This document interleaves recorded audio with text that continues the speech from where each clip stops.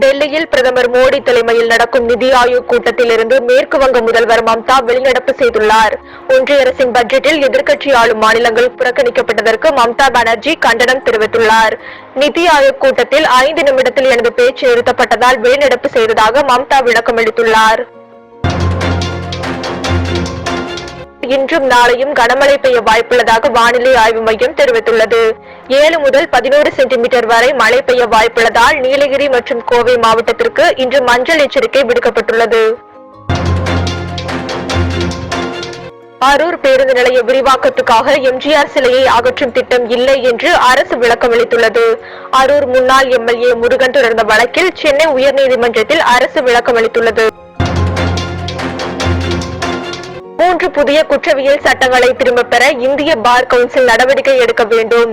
புதிய குற்றவியல் சட்டங்கள் குறித்து தமிழ்நாடு மற்றும் புதுச்சேரி பார் கவுன்சில் தலைவர் அமல்ராஜ் பேட்டி. புதிய குற்றவியல் சட்டங்கள் தொடர்பாக சட்ட ஆணையத்தின் மூலம் விவாதிக்க வலியுறுத்தினோம்.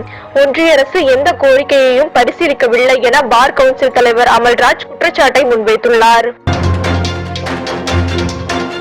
ஜார்க்கண்ட் முதல்வர் ஹேமந்த் சோரனின் ஜாமீனை எதிர்த்து அமலாக்கத்துறை தாக்கல் செய்த மனு மீது உச்சநீதிமன்றத்தில் 29ஆம் தேதி விசாரணை நடைபெறும். உச்சநீதிமன்ற நீதிபதிகள் PR கவாய், KV விஸ்வநாதன் ஆகியோர் கொண்ட அமர்வு மனுவை விசாரிக்கிறது. மராட்டிய முன்னாள் முதல்வர் உத்தவ் தாக்கரேவுக்கு முதலமைச்சர் MK ஸ்டாலின் பிறந்தநாள் வாழ்த்து தெரிவித்துள்ளார். சாவர்கரை புகழ்ந்து பேசியது தவறு. அந்த தவறுக்கு நான் மன்னிப்பு கூறுகிறேன். என் 17வது வயதில் எனது வகுப்பாசிரியர் சொன்னதை வைத்து நான் சாவர்கரை புகழ்ந்து பேசிவிட்டேன். ஒரு வரலாற்று மாணவியாக ஆசிரியர் கூறியதன் உண்மைத்தன்மையை நான் சோதித்திருக்க வேண்டும். நேர்காணலில் நடந்தது எனது தவறுதான். எதிர்காலத்தில் அப்படி நேராது என உறுதியளிக்கிறேன் என இயக்குனர் சுதா கொங்கரா தெரிவித்துள்ளார்.